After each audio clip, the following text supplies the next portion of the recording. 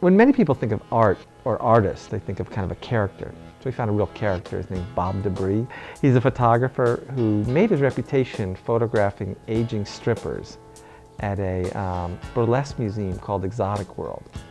He takes this 1950s camper van, the inside of which is covered with pink chiffon. It's called the Palace of Love. And he photographs the strippers in there.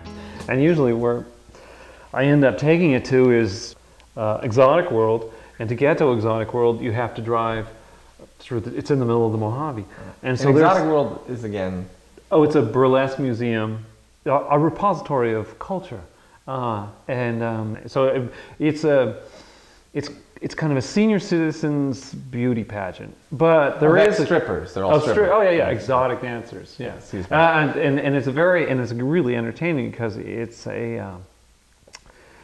There is this weird kind of patriotism, because as we all know, exotic dancing is America's dance form, original dance form. Do they see you as part of their world now? Are you a player in this world? Yeah, I'd say so, yeah. I mean, I get...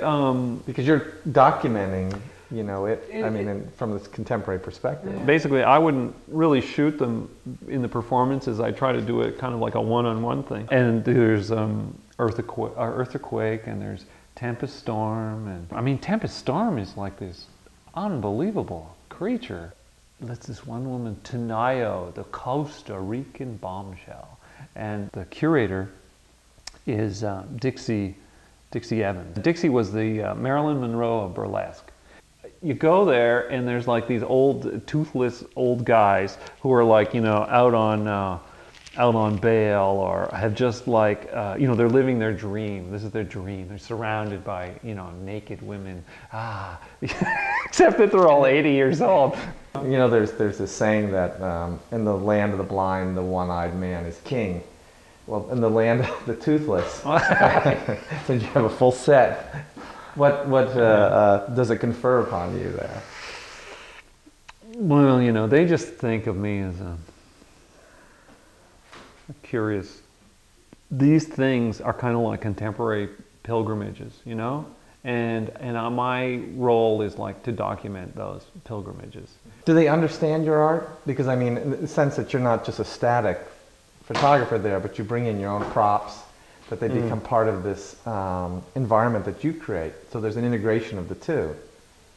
Yeah, well, I mean, the thing that's great about the trailer in particular is the fact that it's a very fuzzy line. I mean, it's a kind of this boudoir thing. So it's a public space, you know, but it's a private space. And it's like really fuzzy, like at what time, you know, when is it appropriate? And then the funny thing is, of course, they're strippers, you know, their job is to tear their clothes off. It took me a couple years to even figure that out. So this is an uninhibited crowd. Yeah, oh yeah. And how big is the crowd? Are we talking thousands, or? We're talking like 15 or? About 45. 45. Yeah, in most cases. I think last year there were so quite the top a few. Strippers of the era can attract a toothless crowd of 45. Oh, there's others. There's a famous Elvis of Victorville. He shows up usually, and he's one of the 45, or he's 46. No, he would be he would be one of the performers. Oh, he's one of the performers. Yeah, unfortunately he can't sing, but he has all the routine. He has all the trappings, and yeah, I think the thing that was so great about Exotic World is the fact that these people, it's like they've taken some like youth pill, and they're transformed by it. Yeah, they're 30 years old again, you know, they're 25. And there's such a presence, you know? There isn't the sloping shoulders. There's like, they're